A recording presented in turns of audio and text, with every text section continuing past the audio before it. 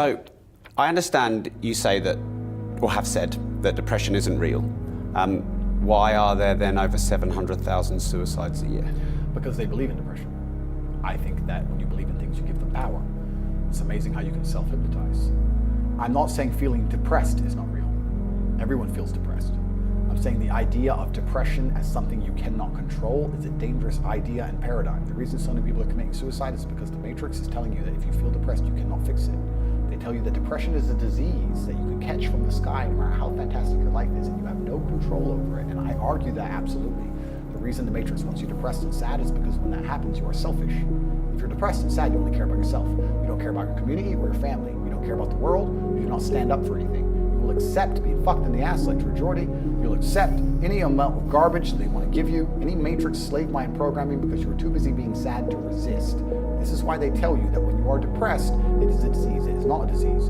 You're depressed because your reality is depressing. The truth is, if I lived the reality that most of these depressed people live, I'd be depressed. Your reality is depressing. You wake up, your wife doesn't love you, your kids don't respect you, there's no milk in the fridge, and you're almost dead. Of course, you're depressed. You're running out of time. Never had any fun or adventure. Andrew Tate's out here with all his supercars, living the life. We're here in Dubai doing a podcast. You're a brokey. Of course you're depressed. That's because your reality is depressing you. The depression is something deep in your heart and soul telling you that you need to change things. That is the unlimited trauma, the power I was talking about earlier that you can take. Take all of that depression and convert it into unlimited energy to fix your life. Energy cannot be destroyed, it can only be converted. Take the depression and turn it into motivation. And all of a sudden, you'll see how fantastic your life is. The guy emailed me saying he was depressed, he was going to kill himself. And I said, listen, before you do that, get a six-pack. He said, what are you talking about? You're fat, get a six-pack. If you still feel like killing yourself, good luck. By the time he sent me pictures of a six-pack, it was long emails thanking me how I saved his life. His reality was depressing. Of course you feel depressed if your reality is depressing. If your reality is fantastic, you won't feel depressed. I guarantee there's a whole bunch of people you can give $1 million to and the depression will disappear. The argument against that is why the famous people kill themselves, which we're about to answer in a second. And the answer to that is actually going into the broader point that the way the Matrix teaches about depression, they're trying to teach you to be helpless. They're teaching you that you cannot fight against it unless you take pharmaceutical drugs. And I say that it is not real in that paradigm, and that believing that is the case is going to destroy you. Having no hope will prevent you from fighting back. They're telling you it's hopeless, and it is not. If you do not believe in depression, like I do not believe in depression, no matter what bad things happen to me and how bad and depressed I feel, I know I can fix it. That will make me fight harder than if I believe I cannot fix it.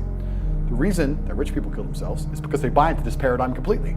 They go to a therapist, and the therapist says, you have depression. It's not your fault. It's a disease that nobody can fix, and I can't help, and nobody can help. Then they give them a bunch of mind-altering drugs. Then they sit them there in therapy to talk about all the bad thing that's ever happened to them. Let me tell you something. If someone told me that I felt shit and I couldn't help it, no matter what I did about my life, gave me a bunch of mind-altering drugs, and then sat me down to repeat all the bad shit that ever happened to me for hours and hours a day, I'd kill myself. It gets to a point where it just ain't fucking worth breathing anymore if you don't believe in that bollocks. But if you wake up and go, you know what?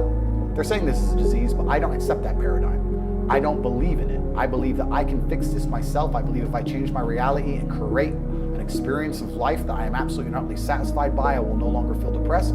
You will cure most of your own problems. Take two men, put them in two individual haunted houses. One believes in ghosts, one doesn't. There's a loud noise in the night. The one who believes in ghosts wakes up and is paranoid, is afraid, can't sleep, is sitting in the corner of the room shaking. The one who doesn't believe in ghosts goes back to sleep. It is the belief in the ghost which punishes him, not the ghost itself. If you do not believe in depression, you can never be depressed. That's why I don't believe in it. And to go into a broader point about all of that, I don't even give a shit if I'm wrong. Because I've adopted a mental model that makes me ultimately and utterly competitive in all realms of human endeavor. And if by me not believing in depression, I am better at fighting the idea of being depressed, if I am better at making myself feel happier, if I am better at regulating my emotions by not believing in an idea, then I'll continue to stay wrong. I do not believe in things that take power away from me. I believe in things that make me more powerful. I will not sit here and start believing in ideas that are going to reduce my competence. Absolutely or utterly not. So I don't give a shit what scientist, doctor, I don't give a fuck who you put in front of me and try to convince me I am wrong. I don't believe in it because I am more competitive in this realm. And for the people who believe, if you and I go through the same terrible experiences, the same level of heartbreak and trauma, I guarantee your belief will destroy you when mine won't. And why would you believe in an idea that is against you?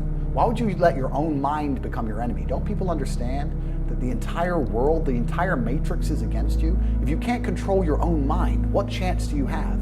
Every single ounce of my body is on my side. My mind is my ally, all the way down to my feet, my fingers. Every single part of me is absolutely and utterly on the same team. We are a united front against the enemies of freedom. How can I have my own mind betray me and tell me that I can't do something?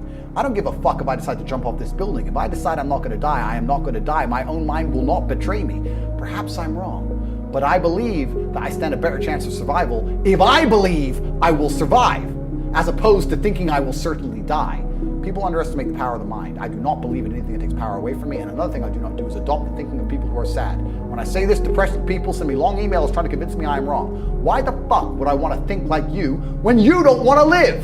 Why would I want to think like you when you want to kill yourself and I'm perfectly fine? Adopting the thinking of somebody who doesn't want to live anymore is probably the most stupid, asinine, inane, childish, ridiculous thing a functioning adult can do. If you're depressed, I don't want to think anything like you. So take your opinion and get fucked.